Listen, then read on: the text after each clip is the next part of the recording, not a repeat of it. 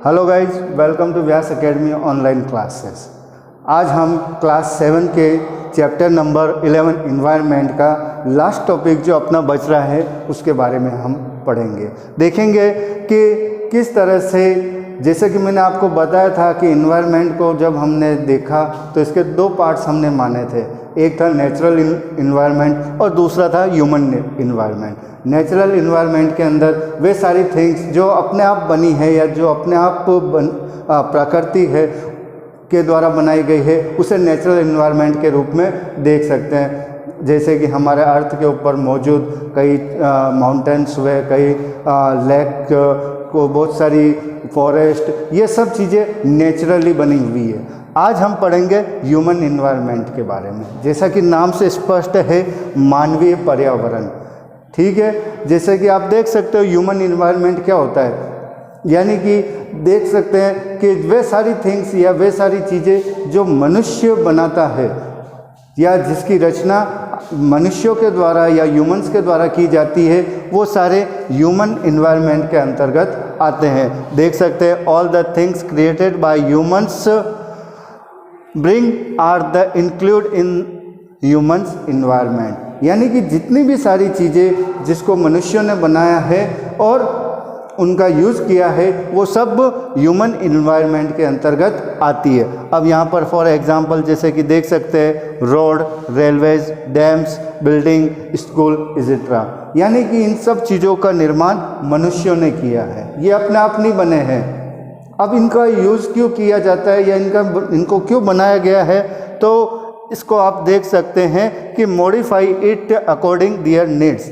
जैसे कि आपने मानव सभ्यता के बारे में देखा, उसमें देखा कि मनुष्य पहले किस तरह से अपना जीवन जीता था। जंगलों में रहता था, जानवरों को मारकर उनका शिकार करके उनको खाता था। धीरे धीरे फिर वो एक जगह पर सेटल हुआ और सेटल होने के बाद किस तरह से उसने अपनी लाइफ को आगे बढ़ाया। आगे वो आज हम जिस कंडीशन में हैं उस कंडीशन में वो हमें लेके आए। तो यहाँ पर देख सकते हैं कि modify it according to their needs. जैसे जैसे उसकी नीड्स बढ़ती गई उसने चीज़ों का इन्वेंशन करना प्रारंभ किया। फॉर एग्जांपल जैसे कि उसने व्हील का इन्वेंशन किया। व्हील के इन्वेंशन से उसके जीवन में बहुत ही ज़्यादा परिवर्तन आया। अब वह एक जगह से दूसरी जगह पर आसानी से आने जाने लगा। उसने गाड़ी का आविष्कार किया, साथ ही साथ वह अब खेती बाड़ी भी करने लगा। इसके बाद फॉर इजी लाइफ, अपने जीवन को, जैसा कि मैंने बताया कि उसकी आवश्यकताएं जैसे जैसे बढ़ने लगी वो उन चीज़ों का इन्वेंशन करने लगा। और इन्वेंशन क्यों करने लगा, ताकि उसकी जो लाइफ है वो इजीली हो जाए। फॉर एग्जांपल जैसे वो किसी जगह पर, एक जगह से दूसरी जगह पर जाता था, पैदल जाता तो उसको ज़्यादा समय लगता, बट जब उसने व्हील का आविष्कार किया तो उसने गाड़ी बनाना सीखा और गाड़ी के थ्रू वह इजीली ज़्यादा फास्ट वो उस जगह पर पहुंच जाता था। तो इसीलिए ह्यूमन इन्वायरमेंट के अंदर उसने जिस थिंग्स को बनाया, जिस चीज़ को बनाया, किस लिए बनाया, अपनी लाइफ को इजी बनाने के लिए। तो इस प्रकार से हमने ह्यूमन इन्वायरमेंट के बारे में देखा। अब अपना जो टॉपिक आता है next point, importance of the environment. Environment के बारे में हमने पढ़ लिया। दो टाइप के इन्वायरमेंट होते हैं, नेचुरल एंड ह्यूमन्स।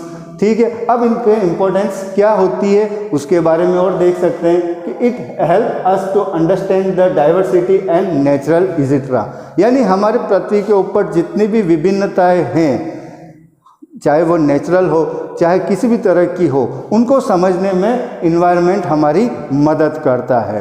कि अलग अलग विभिन्नताएं, अलग अलग टाइप्स जो है किसी भी तरह का, चाहे पेड़ पौधे का ले लो, चाहे जीव जंतुओं का ले लो या ह्यूमन बीइंग का ले लो, तो उन सबको अलग अलग रूप में क्लासिफाइड करने के लिए हम इन्वायरमेंट का प्रयोग करते हैं और ये हमारे लिए इसी रूप में इम्पोर्टेंस रखता है। फिर we can understand the impact of the man's activity on environment, और इसके द्वारा हम ये भी समझ सकते हैं कि मनुष्यों के द्वारा जो भी गतिविधियाँ हमारे पृथ्वी के ऊपर की गई है उसका क्या इफेक्ट पड़ा, किस तरह से उसने परिवर्तन लाया।